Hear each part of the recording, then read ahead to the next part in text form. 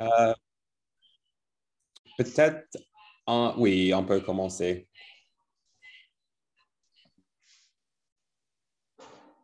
Alors, notre thème d'aujourd'hui, j'ai pas reçu la... C'est la gestion des déchets Oh, oui, gestion de déchets et les objets tranchants. Ah oui, le budget de champ, oui. Ouais. OK, on peut aller. Oui, merci. OK. Bonjour, chers collègues. Bonjour et soyez le bienvenu une fois de nouveau dans une série de webinaires. Aujourd'hui, notre présentateur et notre collègue Anthony Taiman qui va faire une présentation sur la gestion des déchets au milieu hospitalier. Il y a des pays qui appellent ça gestion des déchets biomédicaux. Il y en a d'autres qui appellent gestion des déchets des soins. Alors, aujourd'hui, on va parler de la gestion des déchets au milieu hospitalier et de matériel tranchant ou piquant. En général, et bien sûr, ça peut être appliqué aussi dans le cadre de COVID. Alors, cher Anthony, à vous la parole. Merci beaucoup, Prof. Je vais partager mon écran. Est-ce que c'est visible? Oui. Merci. Juste go en plein écran. Voilà. OK. Bonjour à tous et merci, Prof, pour l'introduction. Moi, je m'appelle Anthony Twyman et je suis un consultant PCI pour OMS et aussi ICANN. J'espère que tout le monde me connaît déjà parce que toujours, je suis le modérateur des webinaires. J'aimerais dire, malheureusement, aujourd'hui, on n'a pas la mise à jour de la situation à EPI. Nos collègues d'Africa CDC sont occupés aujourd'hui, mais je vais demander pour les diapos quand même pour qu'on puisse partager dans la groupe WhatsApp. Et je vais juste dire, avant de commencer, j'avais déjà mis les diapos aujourd'hui dans la groupe de Telegram. Désolé, pas WhatsApp, le groupe Telegram. Et je vais mettre le lien pour ce groupe dans le chat box après. Mais tous les diapos pendant cette série de webinaires sont dans la communauté de pratique sur Telegram. Bon, on va commencer maintenant. Aujourd'hui, nous discutons à propos des gestions de déchets de soins ou bien des déchets biomédicaux. Il y a plusieurs noms pour ça, mais en effet, c'est tous les déchets qui sont générés dans un établissement de soins. Et tous les principes et pratiques que je présente aujourd'hui s'appliquent même dans la période de pandémie de COVID. Presque rien change. Les principes de base pour la gestion des déchets sont universels. Aujourd'hui, les objectifs d'apprentissage, c'est de décrire les déchets dangereux et non dangereux, décrire les méthodes de tri des déchets en toute sécurité et énumérer les méthodes d'élimination sûre des déchets. Avant de commencer, j'aimerais poser une question et je demande à Prof de m'aider avec ça, avec ce que vous mettez dans la chat box. S'il te plaît, répondre à cette question. Est-ce que c'est vrai ou faux? 85% des déchets dans le secteur de la santé ne sont pas dangereux. Est-ce que cette phrase est vraie ou faux? Et je donne juste quelques minutes pour répondre. Oui, je commence à voir des réponses. Il y a Frédéric qui dit vrai, il y a Armand, il y a Amon qui dit non, c'est faux, il y a Tony qui dit faux, il y a Guy Bertrand qui dit vrai, il y a Isidore qui dit faux, il y a Dixon Mokeba qui dit vrai, il y a Arnold Matawo qui dit faux, il y a Camille qui dit faux, il y a Moïse qui dit faux, il y a Alcini qui dit vrai, il y a Arsène qui dit vrai. C'est variable. Il y a presque 50% qui disent vrai, il y en a d'autres qui disent c'est faux. À vous, Anthony. Merci, Prof. Merci beaucoup, Prof. Et bon, c'est vrai que c'est très variable. Bon, c'est vrai. On sait que, bon, peut-être avec la pandémie, peut-être ce pourcentage va changer juste un peu, mais en général, la plupart des déchets qui sont générés dans le secteur de la santé sont des déchets non dangereux.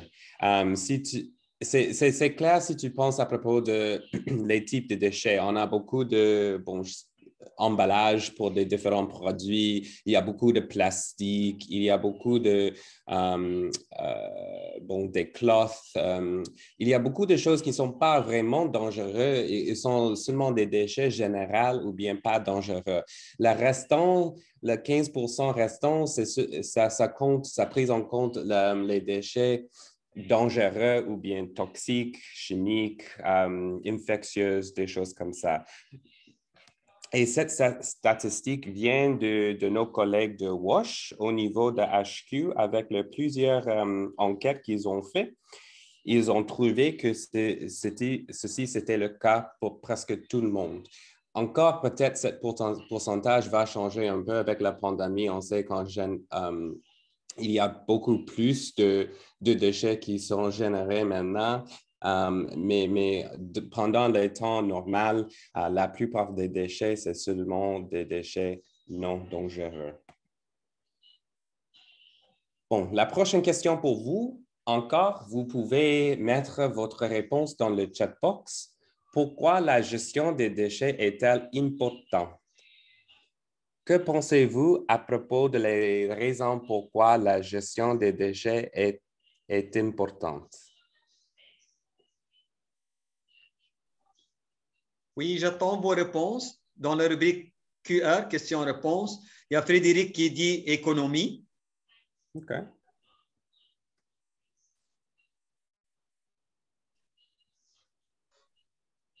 Il n'y a pas de mauvaises réponses, tout le monde. Tu peux mettre n'importe quoi ici.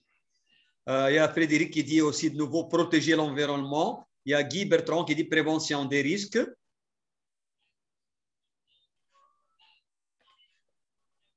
Il y a pour triage.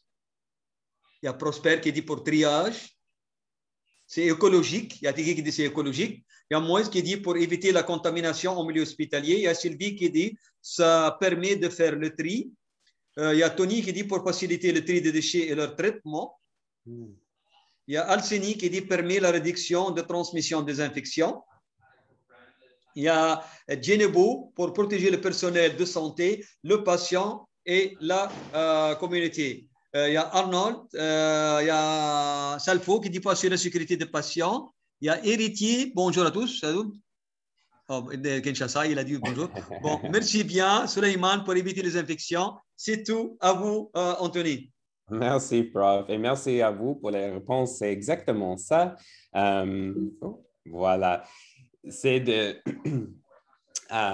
c'est exactement ça, de prévenir les risques associés avec des infections associées aux soins, mais aussi pour protéger les prestataires avec des déchets tranchants. Des fois, ça pose des grands risques pour la transmission des infections. Donc, si on peut les gérer en toute sécurité, on peut éviter ces risques. Bon, les 2 points que j'ai mis ici, c'était les établissements de soins de santé ont la responsabilité de gérer en toute sécurité les déchets qu'ils produisent. La mauvaise gestion des déchets présente des risques potentiels pour la santé de la population et l'environnement. Donc, merci aussi à nos collègues qui ont mis les réponses à propos de l'environnement parce que c'est vrai aussi, comme c'est vrai que nous faisons les soins pour des patients, mais aussi on a une responsabilité de protéger aussi l'environnement. Bon, comme vous savez, sachez déjà, il y a en général 2 différents types ou bien 2 catégories de déchets, les déchets dangereux et puis les déchets non dangereux. Ici, dans le graphique en bas, tu vois que la plupart des déchets sont des déchets non dangereux, comme on a déjà expliqué, 85%. La restante, c'est des déchets dangereux. Et puis, il y a environ 10% sont des déchets infectieux et puis 5% sont des déchets chimiques ou bien radioactifs. En commençant avec les déchets non dangereux ou bien déchets généraux, ça, c'est ça pose aucun risque biologique, chimique, radioactif ou physique pour les personnes ou l'environnement. On peut éliminer ce type de déchets comme les déchets municipaux ou ordinaires. Et les exemples des déchets non dangereux sont de papier, boîtes, bouteilles, récipients en plastique. Les équipements de protection individuelle qui n'ont pas été contaminés par des flux corporels utilisés dans une zone d'isolement. Donc, tu vois qu'on peut mettre quelques types d'EPI comme des déchets non dangereux, mais quand c'est contaminé, c'est mieux de garder comme infectieuse. Je pense que la plupart du temps, les gens mis tous les EPI dans des déchets infectieux, c'est OK si tu fais ça, mais des fois, c'est pas toujours nécessaire. Et ça vient encore de nos collègues de WASH au niveau de HQ, mais je sais que la plupart du temps, les EPI sont contaminés, donc c'est mieux de le mettre dans les déchets infectieux. Les déchets dangereux. Ici, ce type de déchets sont dangereux aux personnes et l'environnement. On peut contaminer les déchets non dangereux avec les déchets dangereux. C'est pour ça qu'on fait le tri des déchets. C'est nécessaire de faire la ségrégation et une gestion appropriée. Et il existe 3 différentes catégories de déchets dangereux: infectieux, toxiques et radioactifs. La première ici, le premier type de déchets dangereux, c'est les déchets toxiques. Et les déchets toxiques se divisent en 3 catégories. Les déchets pharmaceutiques, comme des produits pharmaceutiques usagés ou périmés. Les déchets chimiques, réactifs de laboratoire, révélateurs de films, désinfectants, les solvants, déchets contenant de métaux lourds tels que les piles, les thermomètres et les tensiomètres cassés. La deuxième type ici, c'est les déchets toxiques, les déchets génotoxiques et cytotoxiques. Donc, ça, normalement, c'est un type de déchet qui est produit par les traitements pour cancer, pour des patients qui ont du cancer, des choses comme ça. Et on doit gérer ce type de déchets avec beaucoup de sécurité parce que ça pose beaucoup de risques, même pour les personnes, mais aussi pour l'environnement. Quelques exemples de ce type de déchets sont les médicaments utilisés dans le traitement du cancer, les fluides corporels des patients exposés à ces médicaments, et puis d'autres matériels tels que les EPI contaminés par ces agents. Le deuxième type de déchets dangereux, c'est les déchets radioactifs. Et ça, c'est les substances radioactives telles que les liquides provenant de la radiothérapie et de la recherche en laboratoire. Ça peut être les verreries, des emballages ou papiers absorbants contaminés par des substances radioactives. Ça inclut aussi les fluides corporels ou l'urine des patients testés ou traités avec ces substances. Et puis, les récipients dans lesquels... S'il vous plaît, il y a quelqu'un qui doit, vous devez désactiver votre micro.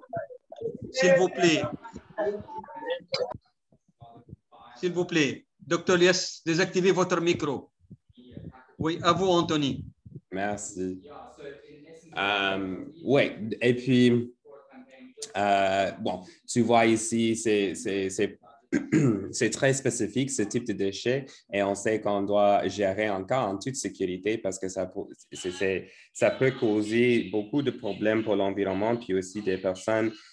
Et tu vois comment peut-être au début, j'avais dit que 85% des déchets, ce sont des déchets non dangereux parce qu'ici, ce type de déchets radioactifs, même chimiques, on utilise pour des choses très spécifiques, on n'utilise pas pour tout le monde, et c'est seulement un petit pourcentage de tous les déchets qui sont générés ou produits par des établissements de santé.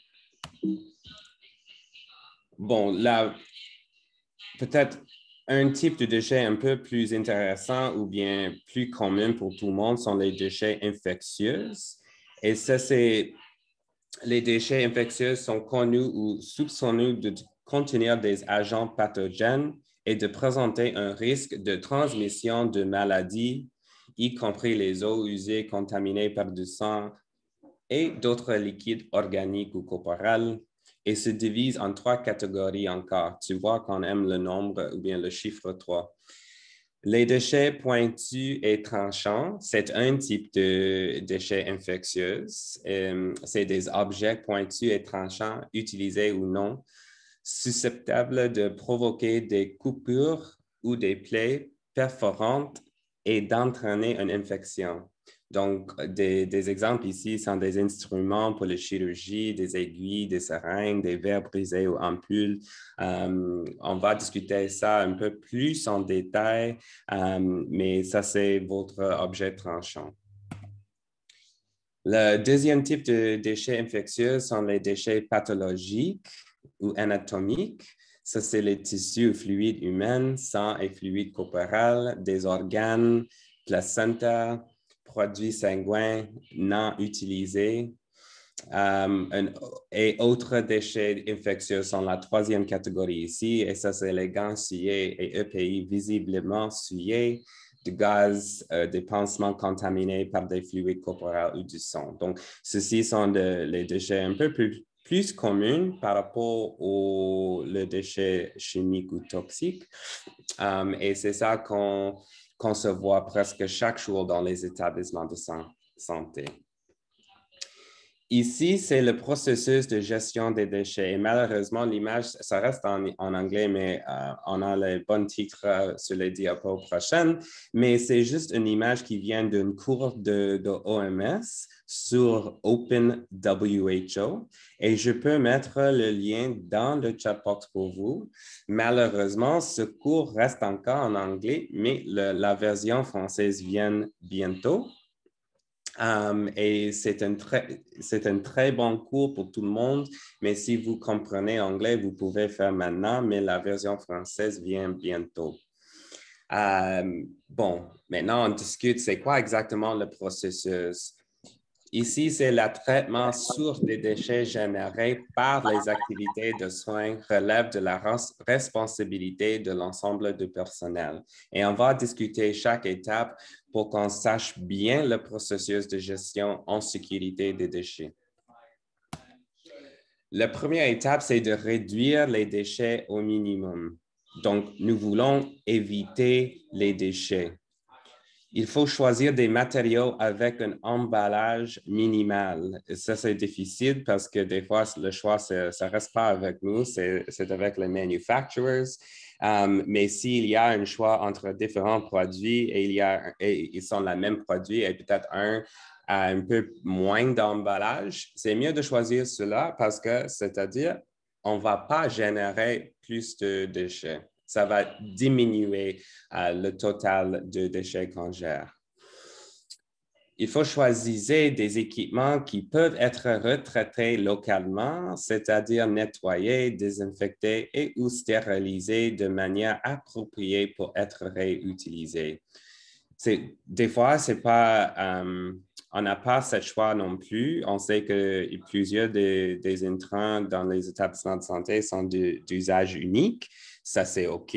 Mais encore, si vous avez le choix de choisir quelque chose, un équipement comme des gants en caoutchouc pour les nettoyeurs, c'est une bonne idée parce qu'on sait qu'on peut les traiter avant de réutiliser et ça va diminuer encore les déchets qu'on produise dans les établissements de santé.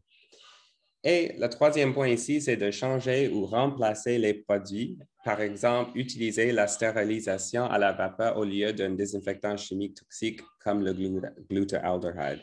Donc, tu vois encore quand nous faisons le traitement des EPI ou des autres intrants, des fois, on a le choix de la manière comment on peut les traiter. Et il y a différentes manières de traiter les équipements ou les intrants qui sont un peu plus bonnes pour l'environnement et aussi posent moins de risques pour les personnes qui gèrent ou bien qui le font, la stérilisation ou traitement de ces types d'équipements. Donc, ces points ici, c'est juste des idées pour vous, pour provoquer comment vous pouvez réduire les déchets au minimum.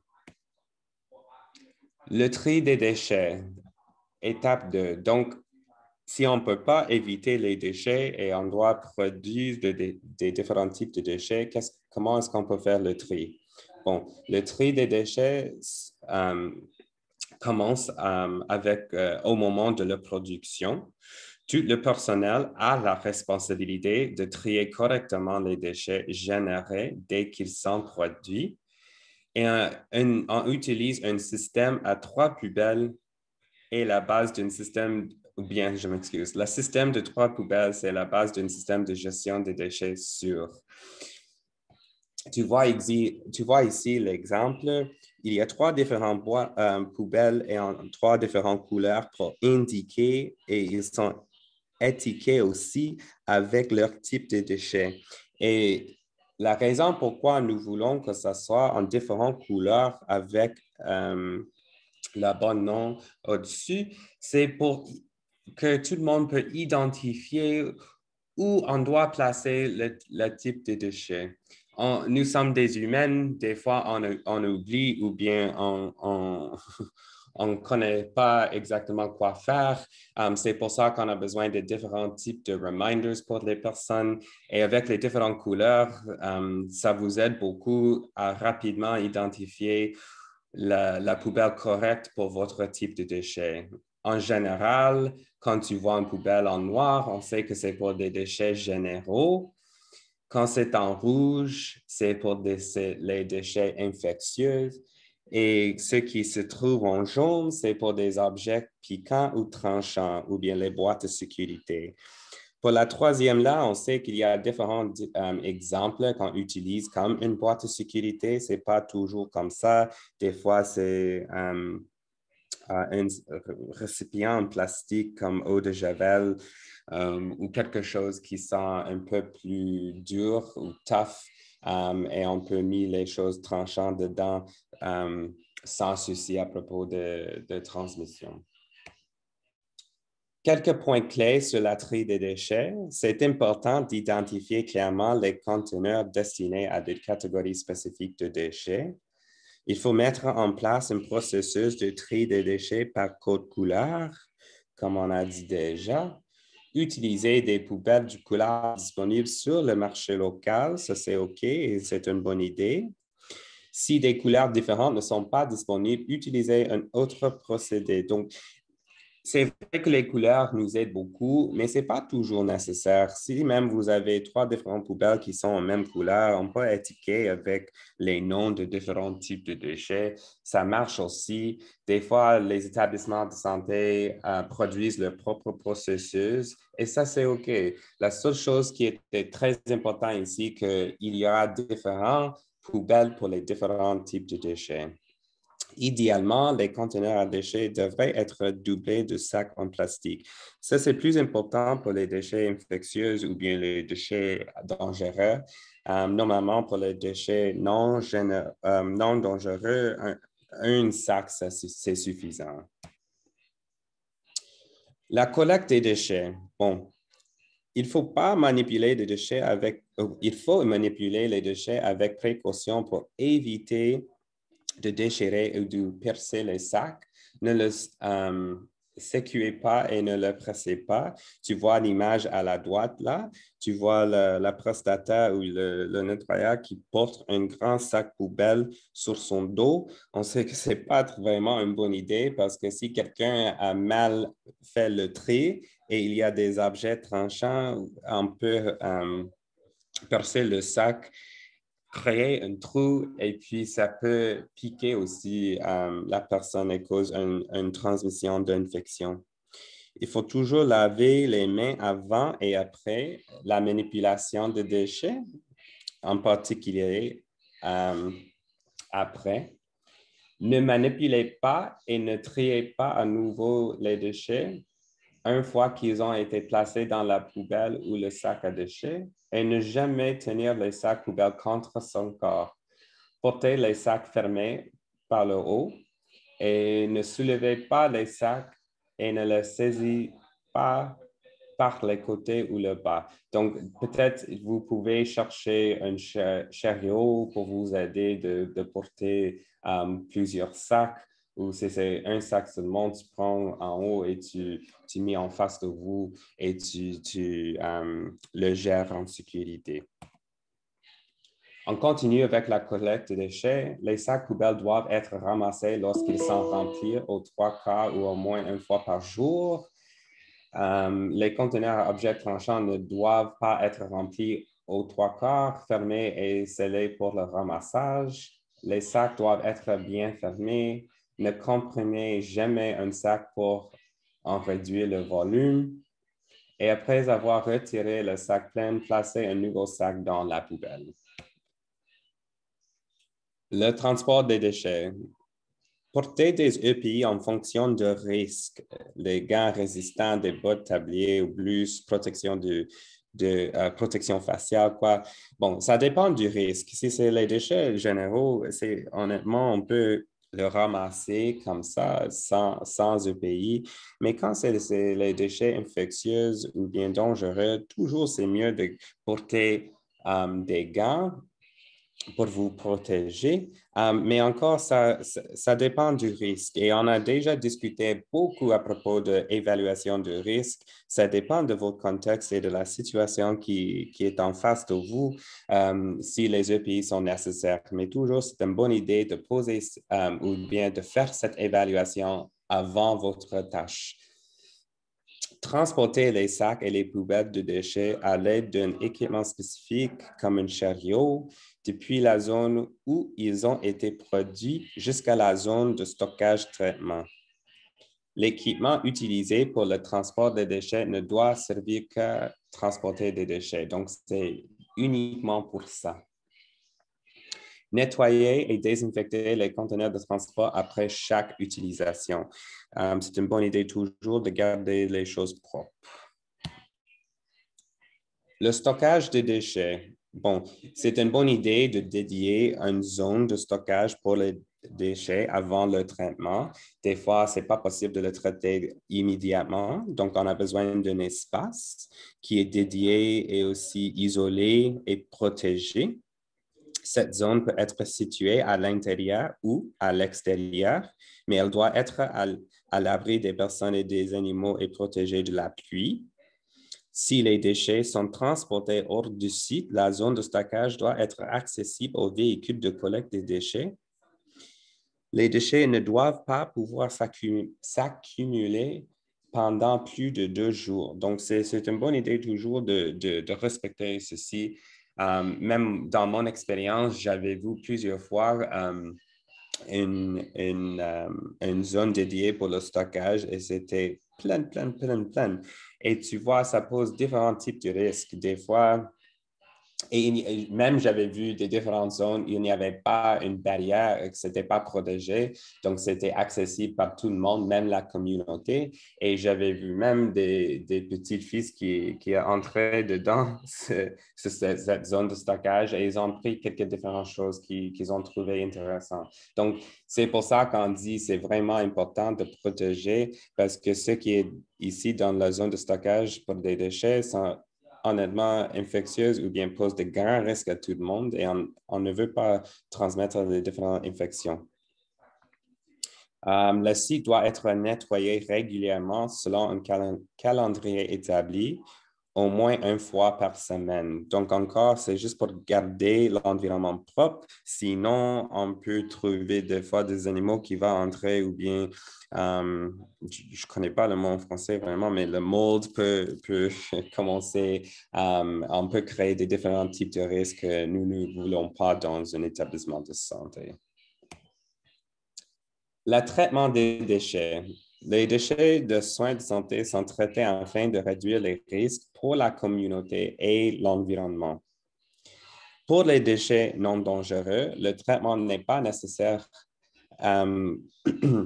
Normalement, ça a mis ce type de déchets dans des landfills et on ne fait rien à propos parce qu'il n'y a pas un grand risque qui est posé en compte de la transmission. C'est juste des papiers, de plastique, des choses comme ça. Donc, ça ne pose pas vraiment un grand risque. Donc, nous disons que ce n'est pas nécessaire de traiter avant. Pour les déchets dangereux, normalement, il y a deux différents types de traitement, l'incinération puis aussi l'autoclave. Et on va discuter les deux avec les prochaines diapos. Le premier ici, c'est l'incinération et je pense que plusieurs de vous sont très familiers avec ceci. On utilise des températures élevées pour incinérer les déchets. Je n'ai pas mis ici exactement les degrés nécessaires. Ça dépend de votre type d'incinération. Mais ce que vous voyez dans la photo à droite ici en haut, c'est un type standard d'incinération et pour la plupart des déchets infectieux ou dangereux, peut être incinéré avec ce que vous voyez dans la photo. Pour des objets tranchants ou puis quand on a besoin des fois des températures plus élevées que vous voyez avec la photo ici, et peut-être Chedley connaît le nom français, nous disons en anglais double chamber. Et ce qui est différent, c'est que... Double. Une chambre Pardon? double. Une double Chambre chambre. double. Oui. Merci. L'autre type, c'est la chambre double. Et ce qui est... ce que ça fait pour nous, ça augmente les températures au niveau plus élevé par rapport à ce que vous voyez dans la photo ici. Ici, c'est juste une chambre, mais c'est mieux d'avoir le double chambre pour respecter les températures, pour incinérer même les objets tranchants. Éviter le brûlage à ciel ouvert. On sait que ça, c'est une pratique commune qu'on trouve sur le terrain, mais ça pose plusieurs risques. Ça libère des gaz toxiques. Ça ne détruit pas complètement les déchets infectieux. Avec le brûlage à ciel ouvert, c'est difficile d'avoir les températures nécessaires pour incinérer parce que c'est trop ouvert et ne doit être utilisé qu'en cas d'urgence. Donc, quand est-ce que vous pouvez utiliser le brûlage à ciel ouvert? C'est seulement dans des cas d'urgence. Quand il n'y a pas des autres choix pour traiter les déchets, c'est OK d'utiliser ceci comme une solution, mais c'est temporaire seulement. On doit trouver une autre manière de le traiter parce que ça va poser beaucoup de risques pour l'environnement, mais aussi pour les personnes. Avec ce type de brûlage, c'est très ouvert, ça peut causer un feu très proche, ça peut causer des brûlures pour des personnes. Donc, on sait que ça pose beaucoup de problèmes. Donc, c'est pour ça que nous disons que c'est interdit comme une pratique normale, mais dans des cas d'urgence, c'est OK comme une solution parce qu'on doit le traiter immédiatement. Les autoclaves, bon, on peut discuter plus dans les détails à propos du fonctionnement des différents types d'autoclaves, mais en général, c'est le vapeur à haute ou basse température pour décontaminer les déchets infectieux. Et vous voyez ici une photo d'un type Ça vient d'une de mes collègues, j'oublie où exactement, mais c'est encore une solution pour traiter des déchets. Et même aujourd'hui, en discutant avec mes collègues WASH, ils disent que c'est leur traitement de déchets préférable parce que ça pose moins de risques pour l'environnement, mais ça prend plus d'énergie de le faire. Avec les doubles chambres ou les incinérateurs, ça prend moins d'énergie ou bien c'est juste du gaz seulement. Donc, c'est plus facile d'utiliser. Mais avec ceci, ce qui est un peu compliqué, c'est que vous avez besoin d'un programme de maintenance pour que ça marche bien. Et puis, vous avez besoin aussi de l'électricité ou de pouvoir pour le démarrer.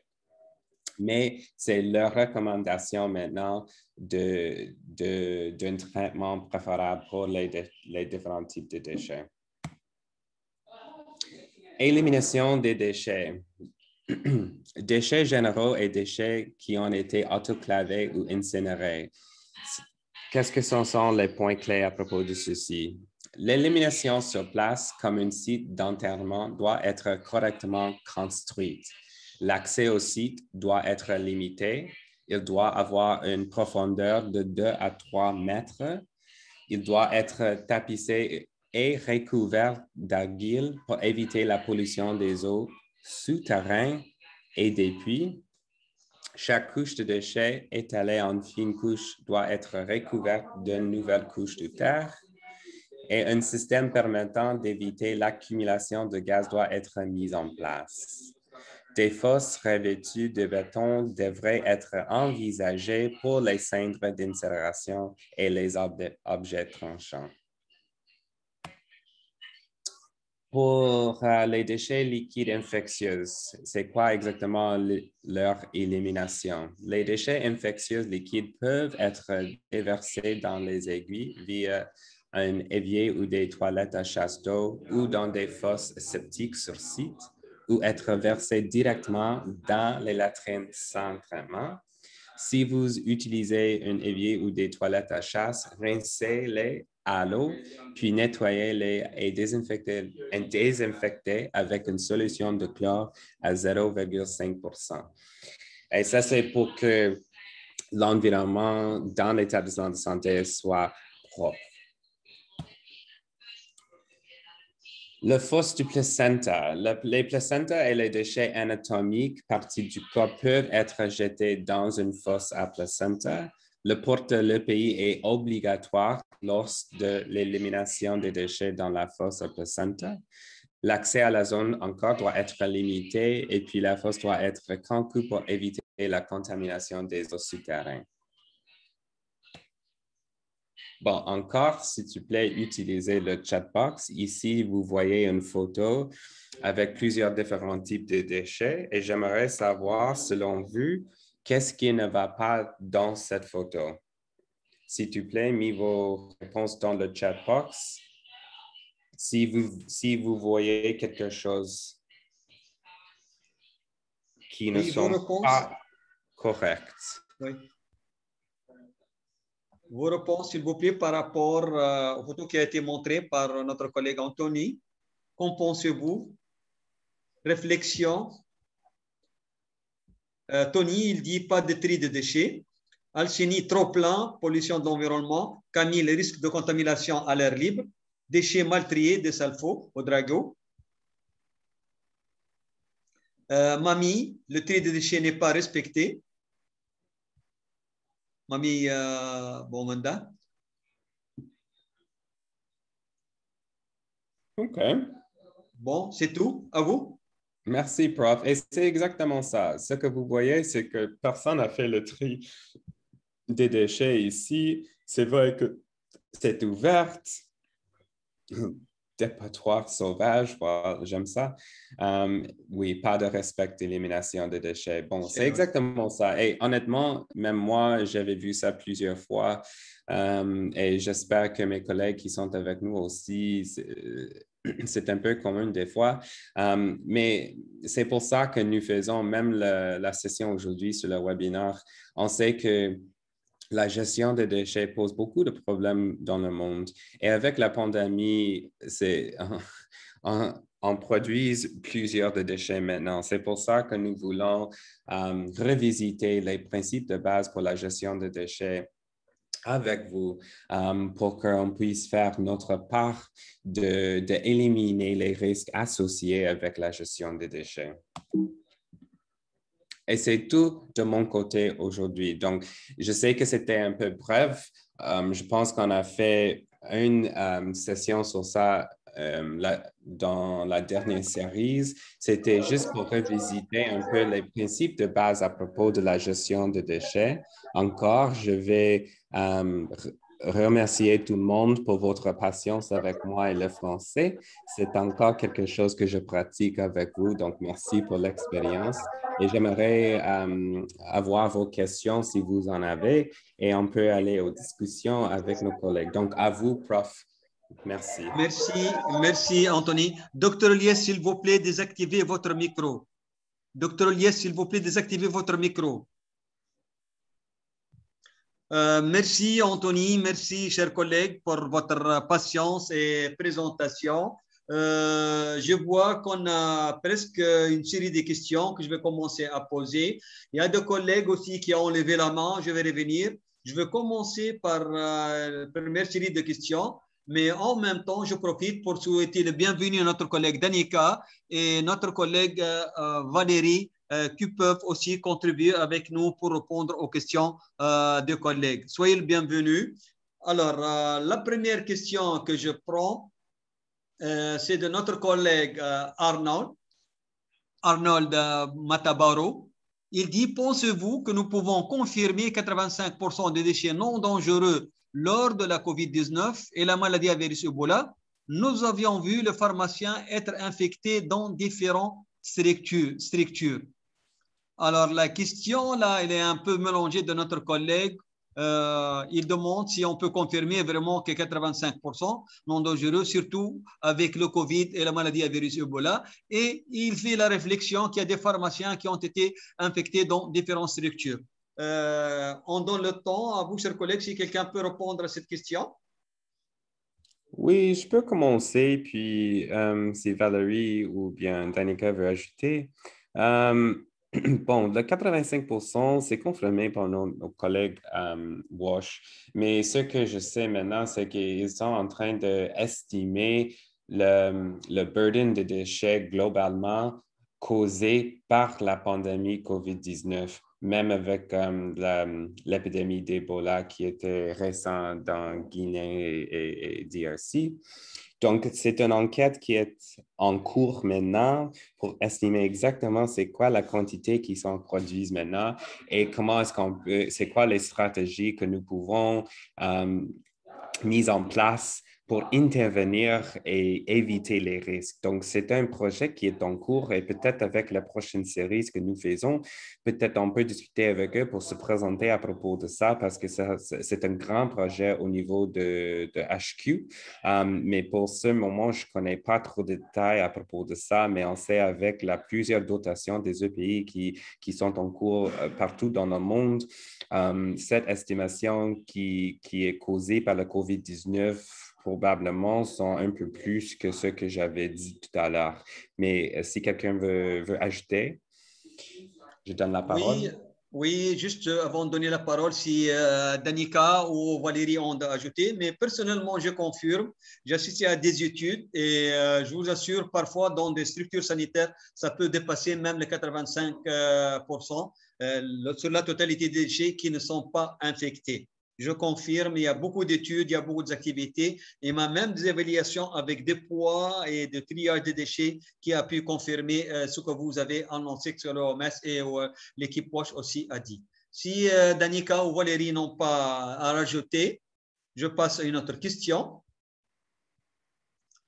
Alors, il y a un spectateur anonyme qui demande pourquoi même en ce moment de la pandémie COVID-19, la gestion des déchets continue de poser des problèmes dans nos structures, particulièrement, il parle du cas de son pays en RDC.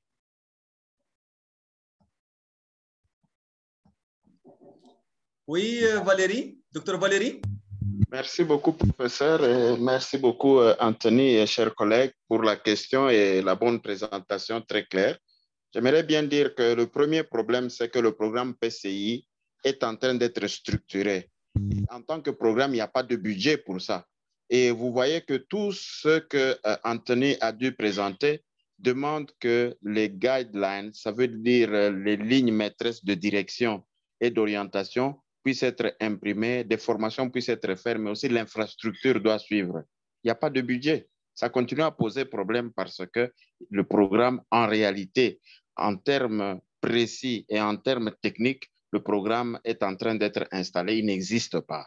Et cela pose problème. La direction de l'hygiène aussi. Regardez le budget qui est alloué à la santé, il est inférieur à 2%.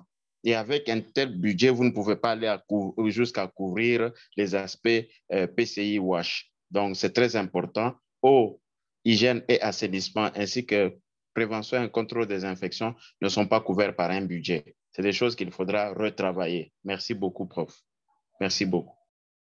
Je vous remercie. Peut-être vous êtes un peu d'accord avec moi dans un sens. Il y a toujours un pas. C'est vrai que j'étais dans beaucoup de pays, j'étais au Togo, au Guinée, au Burkina Faso, dans beaucoup de pays où j'étais, il y avait des programmes pour la gestion des déchets. Mais comme vous l'avez dit, docteur Valérie, il manque de financement. Mais en dehors de ça, il y a un problème aussi au niveau des prestataires de soins. Il y a un grand défaut. Si dès le début, le prestataire de soins n'assure pas le triage correct, alors le fardeau de traitement des déchets devient très important parce que ça coûte en argent. Pour moi, comme gestionnaire d'une formation sanitaire, pour gérer, supposons ma structure sanitaire, elle produit 200 kilos de déchets par jour. Alors, 200 kilos de déchets par jour, normalement, je ne dois pas avoir plus que 30 kilos qui sont des déchets infectés. Mais s'il n'y a pas de triage, alors les 200 kilos vont être tous des déchets infectés et ça va coûter beaucoup de chercher du carburant, du temps et des moyens pour les traiter. Le problème, ça commence du triage.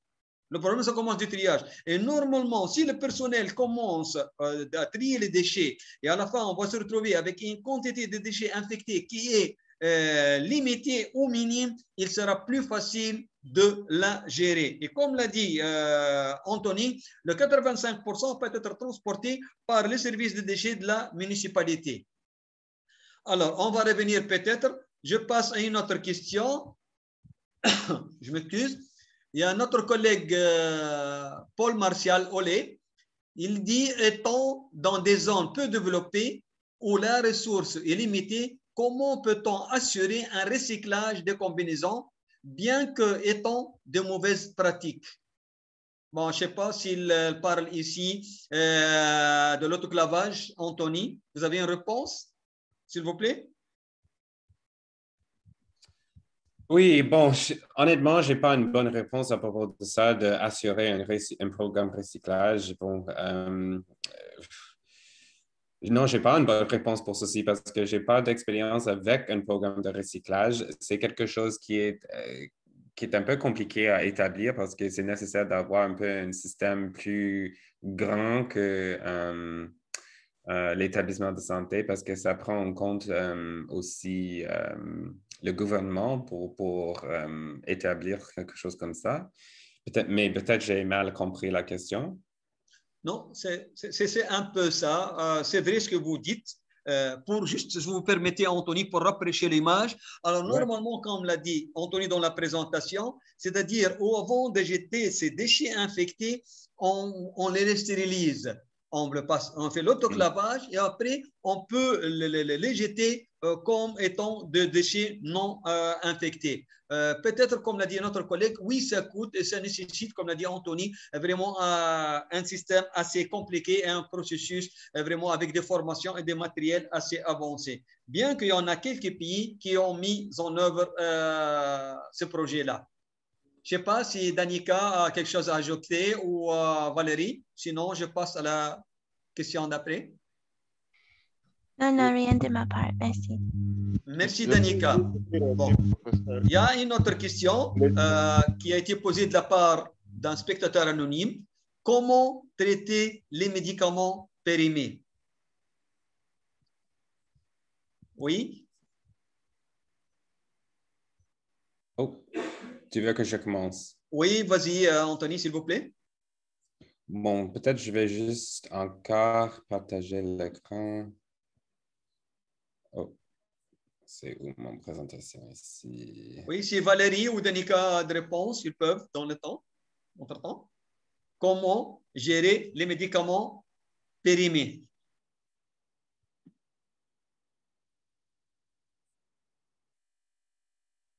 Where's my slide?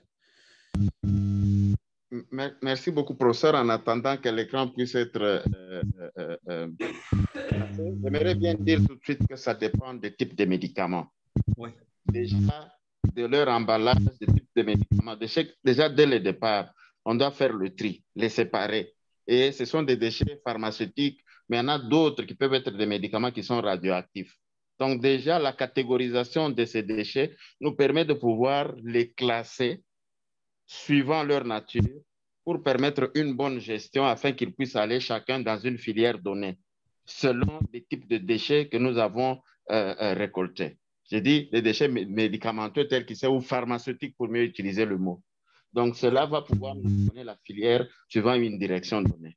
Mais aussi, il faudra dire qu'avec la limitation de nos ressources dans nos pays, nous voyons tout de suite que certains médicaments qui se retrouvent dans des flacons, qui sont des flacons faits de verre, peuvent passer en ce moment-là à la filière où ils vont être écrasés. On va pouvoir écraser,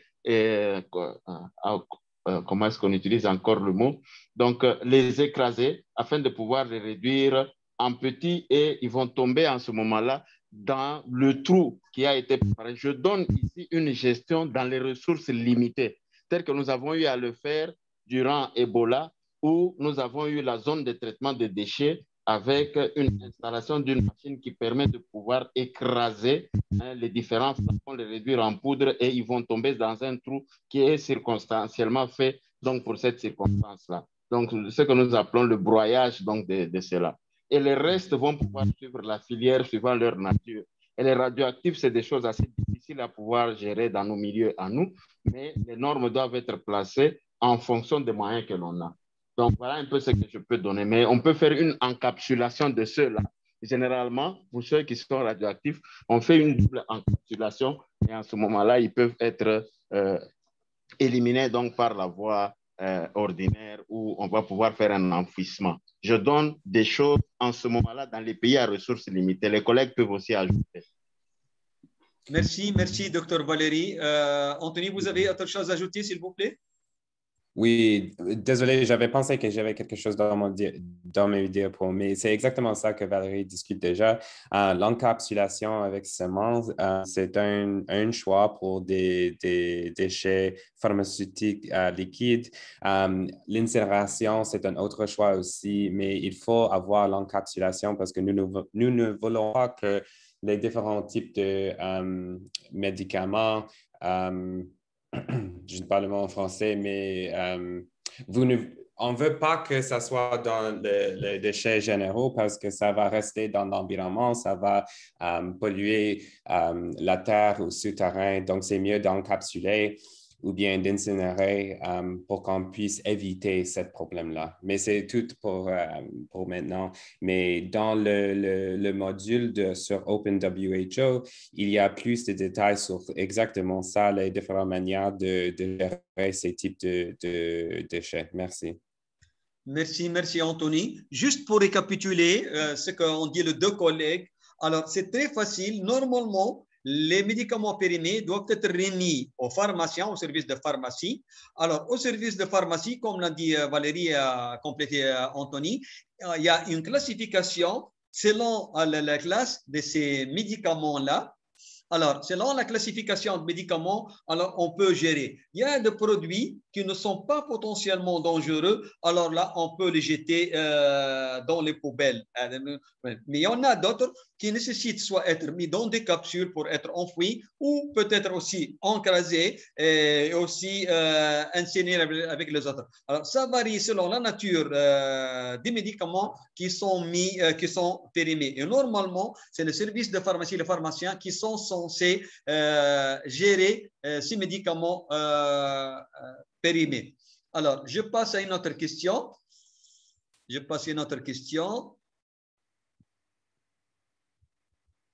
Alors, c'est notre collègue Constant Islin. Alors, il dit quelle est la solution la meilleure pour la destruction des déchets d'un centre d'hémodialyse avec les reins artificiels? Quelle est la meilleure solution pour la gestion finale des déchets d'un centre d'hémodialyse? Alors, généralement, le centre d'hémodialyse, le circuit d'hémodialyse, il y a les filtres. Et aussi, on a c'est-à-dire le dialysa, le liquide de dialysa, après l'hémodialyse qui va aussi être jeté. Avez-vous une réponse, chers collègues? À vous.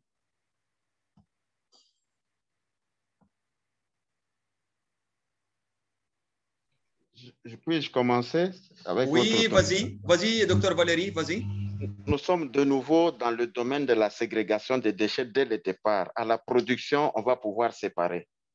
Pour ce qui est des liquides, il existe dans les systèmes de certains pays ce que nous appelons les silus room, où certains liquides, notamment des liquides biologiques, peuvent être évacués par cette voie-là et par la voie de la municipalité, ça va pouvoir couler vers la voie tout à fait normale d'évacuation. Ça, c'est pour certains, pour ce type de liquide. Lorsqu'on établit un centre de dialyse, il faut noter que c'est généralement beaucoup de déchets qui reviennent de là.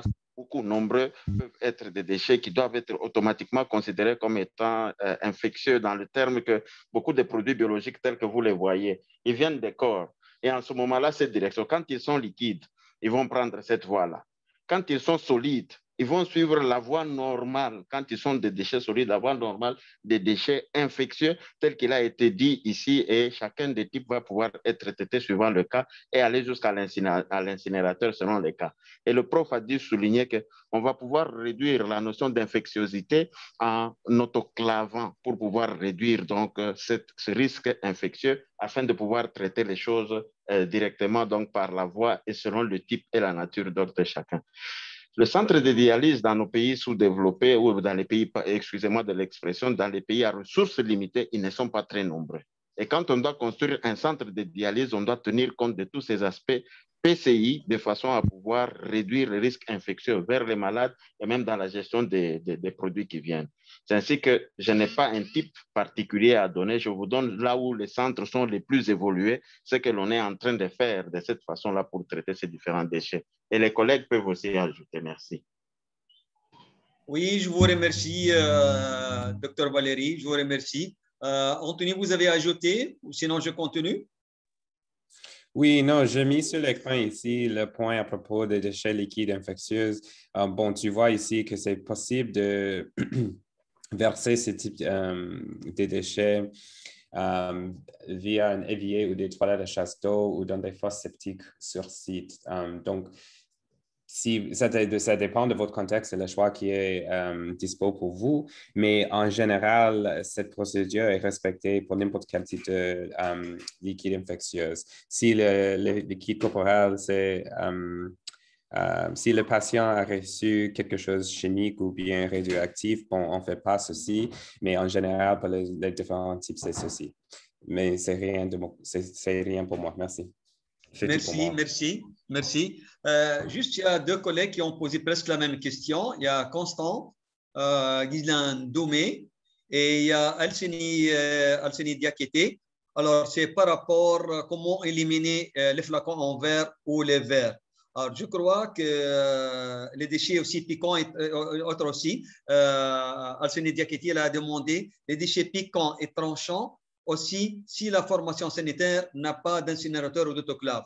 Alors, pour ce qui est des flacons en verre, chez un verre, normalement, on doit mettre à disposition des broyeurs ou écraseurs pour broyer le verre avant de le disposer comme déchet.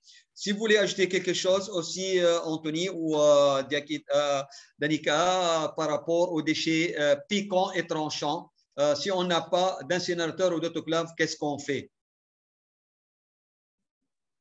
Bon, la seule chose, s'il n'y a pas un incinérateur autoclave, un autre choix qui est recommandé par WASH, c'est d'avoir une fosse en ciment où on place tous les différentes boîtes de sécurité dedans et on couvre avec ciment pour que ça soit protégé et les risques évités. C'est ça un autre choix, mais ce n'est pas exactement un bon choix pour l'environnement pour long terme, mais c'est un choix qui est posé comme une solution si vous n'avez pas l'incinérateur à double chambre ou une autoclave. Oui, merci. Généralement, pour les collègues en Afrique, on parle d'incinérateur Montfort, celui qui est à double chambre. Et ici, notre collègue Tegui Mangane, j'espère que j'ai bien prononcé le nom, elle demande quelle différence existe-t-il entre un incinérateur et un four à brûler? Bon, tu veux que je commence ou tu veux commencer, Prof? Vous pouvez y aller, Anthony, je vous en prie. OK. Bon, il y a une différence, mais vraiment, pour vous, la différence, ce n'est pas très grand. Un incinérateur, presque ça marche comme un four à brûler, mais ce qui est différent ici avec les incinérateurs, parce que nous avons plusieurs différents types, on a, c'est quoi le mot? Bon, c'est presque la même chose, mais ici, pour moi, ce qui est clair, c'est que les incinérateurs ont une capacité d'avoir des températures un peu plus élevées et c'est plutôt un mécanisme pour le traitement et pour les déchets. Par contre, le four à brûleur, son objectif, ce n'est pas exactement la même. Donc, c'est pour ça que nous utilisons l'incinérateur, mais peut-être mes autres collègues ont quelque chose d'autre à ajouter à ceci. Oui, docteur Valérie. Je voulais dire que c'est exactement ça. La limitation de la température dans les fours ordinaires que nous avons, que l'on appelle malheureusement incinérateurs, ne permettent pas une combustion bonne. Vous allez voir que lorsque vous mettez dans un incinérateur, la plupart des déchets vont être réduits en cendres. Mais par contre, quand vous avez les brûleurs, pardon, les fours que nous avons, cela ne nous permet pas de pouvoir faire une bonne combustion. Et cela, vous avez des déchets que vous devez aller revérifier, les remettre de nouveau à la température. Et ceux-là qui ne sont pas justement capables d'être détruits par cette température, vous devez les récupérer pour les éliminer par une autre voie. C'est cette limitation, c'est ça la différence. La température ne permet pas. Et dans la construction des normes, vous allez voir que très facilement, pour un incinérateur, avec 2 fois le carburant que vous utilisez pour pouvoir brûler, il y en a d'autres qui utilisent le carburant, il y en a d'autres qui utilisent d'autres voies de production d'énergie ou de fourniture en énergie. Cela pose un problème pour les brûleurs ou pour les fours. En ce moment-là, l'efficacité de l'élimination des déchets pose problème. Merci beaucoup. Oui, merci. C'est exactement ça, comme vous l'avez dit. C'est surtout l'efficacité. C'est surtout l'efficacité et la température qu'on peut atteindre avec l'incinérateur et qu'on ne peut pas atteindre avec le four. Mais ça ne veut pas dire si dans des formations sanitaires qui n'ont pas les moyens d'avoir un incinérateur, qui ne peuvent pas au moins opter pour un four. Il y a une autre question de notre collègue Arnold Matabaro. Il est de la République de Guinée. Bon, la semaine prochaine, je serai en Guinée. Alors, notre collègue il demande le placenta est transporté par les membres de famille et comme une norme, que devons-nous faire pour prévenir les risques? Ça, ce que je sais, j'étais en Guinée, je connais ça, et dans d'autres pays aussi, surtout les pays musulmans en Afrique ou les communautés musulmanes. Alors, il exige le placenta avant même la sortie de la parturiente de la salle d'accouchement. Alors, je peux répondre si vous permettez, Anthony. Oui, allons-y, prof. Oui, vas-y. Bon, je me rappelle la période de l'épidémie Ebola en 2014-2015. Alors, la recommandation, c'est qu'on a demandé au personnel, en Angola aussi, il y a un collègue qui est ici, Nana aussi, il dit la même chose en Angola aussi. Alors, on demande aux sages-femmes, aux infirmières, aux professionnels de santé qui sont dans le service de maternité ou la salle d'accouchement de désinfecter le placenta, c'est-à-dire mettre le placenta dès l'accouchement, dès la délivrance et la révision utérine, on met le placenta dans une solution chlorée à 0,5%.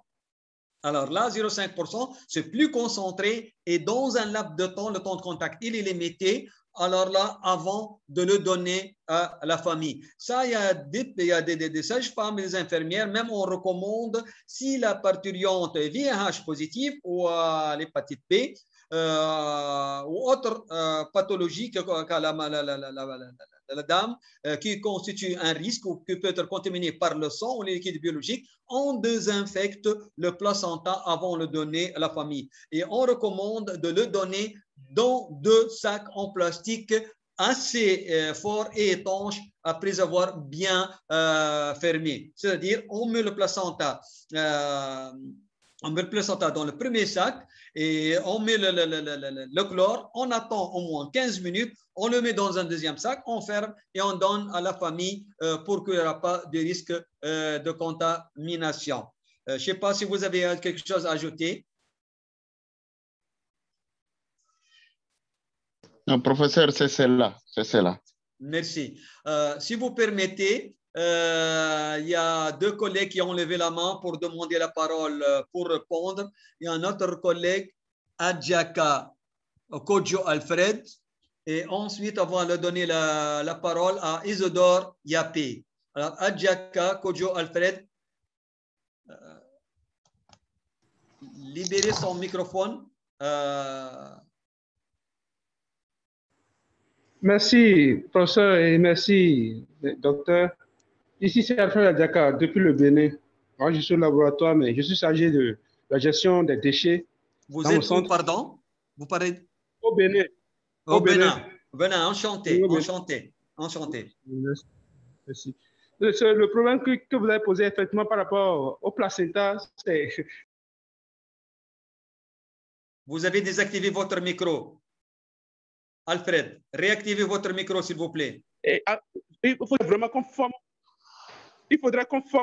les sages-femmes sur la décontamination des placentas, parce qu'au Bénin, c'est systématiquement que les gens réclament ces placentas. C'est dans la culture que les placentas ne peuvent pas rester en dehors de la famille, puisque c'est la famille même qui fera ces cérémonies pour les enterrer.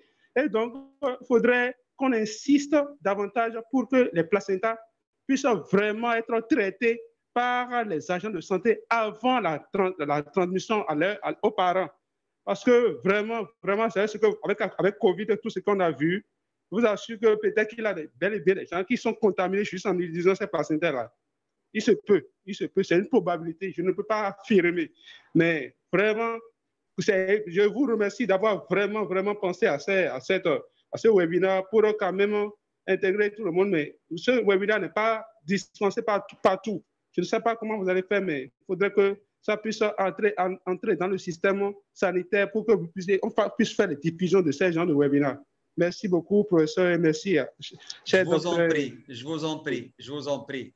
Bon, il y a notre collègue Dixon Mokeba qui a rajouté, je m'excuse, je ne trouve pas. Oui, il dit une partie de la procédure de traitement de placenta ne devrait-il pas être fait en présence d'un membre de la famille pour contre-vérification de la présence de placenta dans l'emballage? Oui, peut-être, mais ça dépend. Ça dépend de beaucoup de facteurs. Si la famille l'exige, vous pouvez le faire pour qu'il voit comment ça se passe. Mais je crois que ça peut être fait même indépendamment de ça, s'il y a un minimum de confiance entre le professionnel de santé et la famille. Voilà le placenta, on l'a mis devant vous dans le sac et on met la chose. Docteur Dixon, si vous voulez ajouter quelque chose, juste levez la main et on va vous donner la parole. Bon, il y a Dr Djenebo Koulibaly. Est-ce que la matière organique ne consomme pas le chlore? Et je veux savoir si la décontamination de plasma avec le chlore est efficace. Je réponds oui, mais je ne sais pas si les collègues ont autre chose à ajouter par rapport à ça. Bon, je peux commencer. Honnêtement, je ne connais pas exactement la réponse ici, mais ce que je pense, c'est non, parce que normalement, avec le chlore, bon, on sait que ça va traiter un peu ce qui est là, mais je ne pense vraiment pas que c'est un mécanisme de traitement de déchets, parce qu'on sait que le chlore, c'est désactivé avec des fluides corporels ou bien des différentes choses organiques, ça va causer problème avec le chlore d'être moins efficace. Donc, honnêtement, je ne sais pas si on peut vraiment traiter la placenta ou bien des déchets anatomiques avec le chlore. Mais peut-être je suis incorrect sur ça, mais à Prof ou Valérie ou Danica, si vous avez des ajouts sur ça. Oui, Anthony, je peux ajouter, c'est exactement ce que j'avais compris aussi, que avec le chlore, même quand on fait une décontamination, un nettoyage des instruments médicaux, on dit il faut enlever d'abord les substances organiques avant de mettre dans le chlore parce que ça va désactiver le chlore. Donc, je ne sais pas si on avait déjà fait des études sur ce mécanisme de décontaminer ou bien, oui, la placenta, mais je ne suis pas tout à fait certaine que ça va vraiment décontaminer le placenta, le chlore. Donc, c'était mon compréhension aussi. Valérie, oui. je pense que... Oh, oui, OK, Dr. Oui, vas-y, Danica, vas-y. Non, je pensais que c'était Dr. Valérie voulait ajouter quelque chose, mais peut-être c'était vous. Oui, je voulais placer quelque chose. En réalité, ce que l'on fait, quand on part tremper 15 minutes, ça se fait, mais l'efficacité n'est pas à ce niveau-là. L'emballage que vous remettez à la famille doit être décontaminé. Les autres procédures qu'ils vont aller faire là-bas, leur manipulation, parce que ça dépend des cultures. Il y en a qui prennent, qui vont aller enfouir. Il y en a qui gardent, notamment le cordon ombilical, ils le gardent pendant longtemps. Mais ce que l'on fait dans certains milieux, c'est le formol qu'on utilise pour tremper. Parce que le formol est plus fort et conserve et il annihile un certain nombre de choses. Mais le produit est dangereux. Ce que l'on a commencé dans certaines cultures, c'est des discussions avec les représentants coutumiers, avec les uns et les autres, pour que les personnes qui puissent gérer ce type de déchets-là puissent faire comprendre qu'il y a des dangers qui sont associés. Mais c'est un travail difficile. Tel que le prof Chedli l'a dit, généralement, on fait cela, mais il n'y a pas d'études avérées. On se donne une confiance de sécurité psychologique. Mais ce qui est avéré, qui est vrai, c'est qu'on va prendre, mettre dans le sac et le sac doit être désinfecté. Et en ce moment-là, la désinfection que l'on fait produit de bons résultats. La première des choses, avec l'eau savonneuse, on enlève tout ce qu'il y a comme produit de sécrétion et puis on va pouvoir utiliser cette solution-là pour pouvoir désinfecter parce qu'on a déjà enlevé ce qui est de biologique et qui peut bien inactiver. Mais les études ne sont pas disponibles. Merci. Oui, tout à fait, merci. Juste pour compléter, si vous permettez, chers collègues, vos observations, elles sont vraiment pertinentes. C'est vrai que la charge bactérienne ou la charge virale peut dépasser le taux de chlore actif. Mais Et aussi, ce que vous avez dit, la communication et l'appui de la famille pour utiliser la meilleure méthode possible pour gérer, pour enfouir ou enterrer la pièce anatomique ou le placenta. Alors, l'option du chlore, personnellement, j'ai fait face à ça dans plusieurs pays en Afrique. Et la seule solution qui était disponible avec moi, il y a des pays, comme l'a dit Dr Valérie, utilisent le formol, mais le formol, c'est plus dangereux. Il y en a d'autres qui essayent même de laver et ensuite mettre dans le chlore. Il y en a ceux qui le mettent directement dans les sachets en plastique et désinfectent seulement les sachets. Mais on demande à la famille qu'ils soient accompagnés par un personnel de la santé pour les guider dans l'enfouissement, l'enterrement. Mais franchement, on a eu de feedback que malgré nos recommandations, il y en a ceux qui ouvrent le sac et qui manipulent pour garder le cordon ombilical, je ne sais pas, pour une année ou je ne sais pas combien. Ça varie d'une culture à une autre. Alors, c'est pourquoi l'une des solutions, bien que l'a dit Dr Valérie et Danica, il n'y a pas des études claires sur ça, mais l'une des options qu'on a optées, bien qu'entre guillemets, ce n'est pas scientifiquement prouvé, c'est la désinfection ou la décontamination dans du chlore ou autre produit qui est disponible avant de la donner à la famille, en plus de la communication et recommandation à la famille de ne pas toucher. Oui. Si vous avez quelque chose à ajouter, sinon je donne la parole à notre collègue Prosper d'Aïsiaba qui demande la parole. Vous pouvez désactiver son micro. Monsieur Prosper. Oui, vas-y. Oui.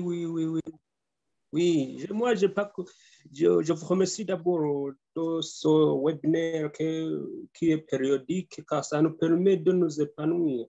Ça nous permet d'acquérir des connaissances et d'additionner les connaissances à ce que nous avons appris sur le bas de l'école.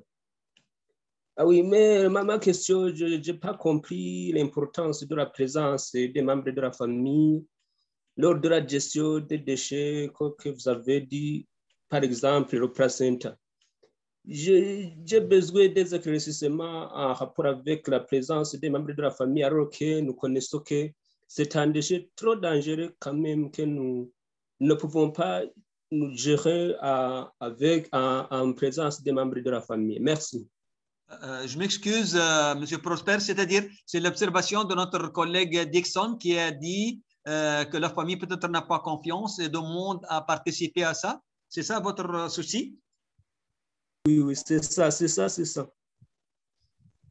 Oui, je ne sais pas si vous avez un commentaire, chers collègues. Merci pour votre question et j'attends si d'autres collègues peuvent... Oui, professeur.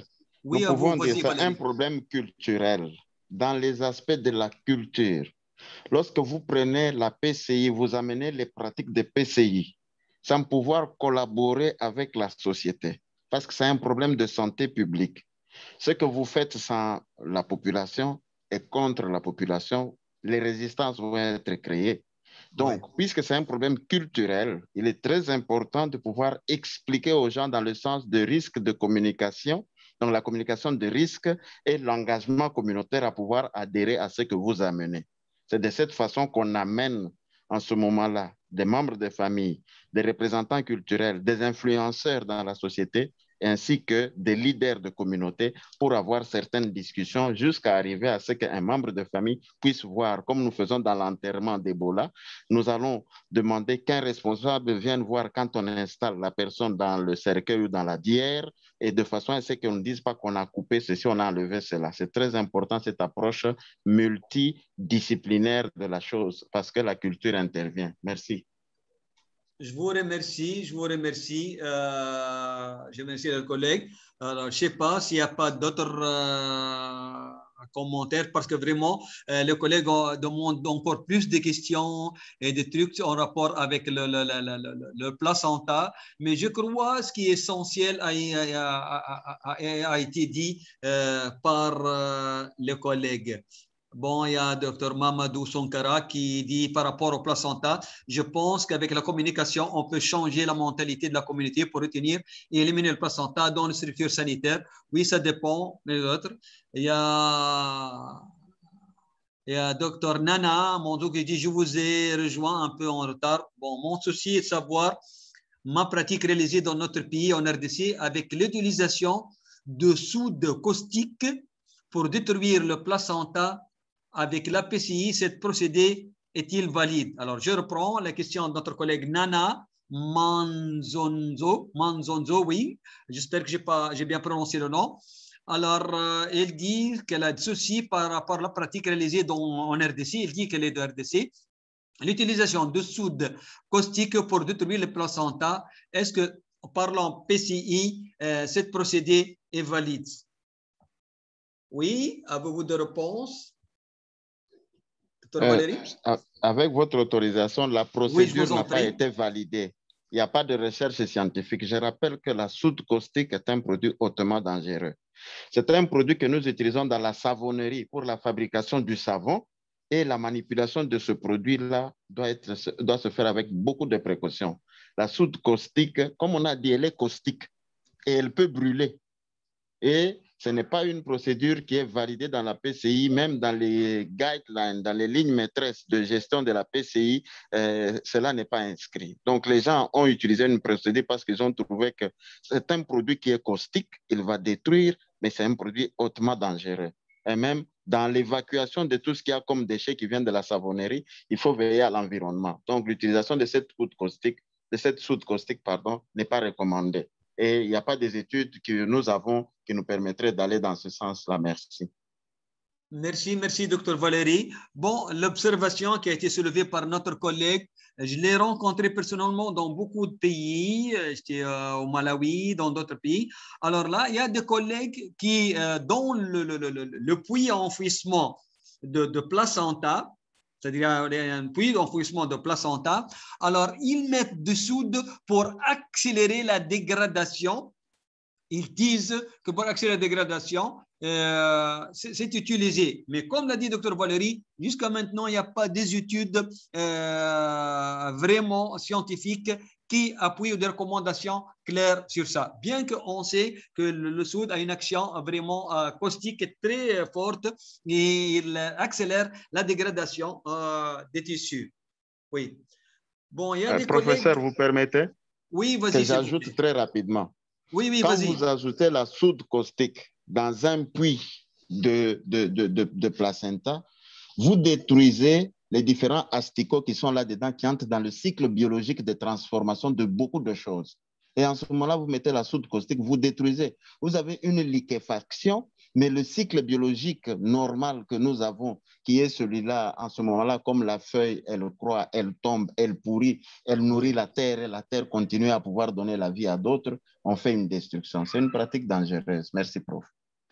Oui, docteur Valérie, vraiment, merci. Merci, c'est vrai ce que vous dites, est vraiment vrai, prouvé. Le cycle biologique, vraiment, va être perturbé. Généralement, ça ne va pas faciliter. Mais, je ne sais pas, il y a un héritage de beaucoup de collègues dans beaucoup de pays qui ont des pratiques, mais malheureusement, il n'y a pas de recommandations, il n'y a pas de guidelines ou des guides techniques qui orientent clairement par rapport à ça.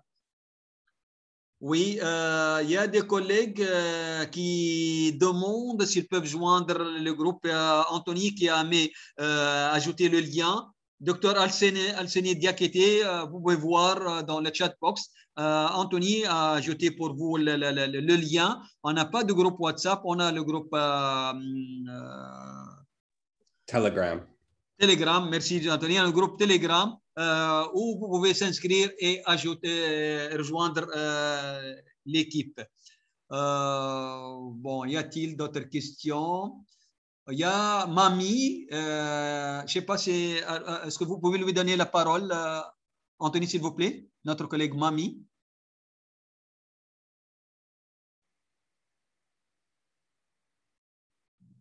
Oui, désactivez votre micro, Mami, s'il vous plaît.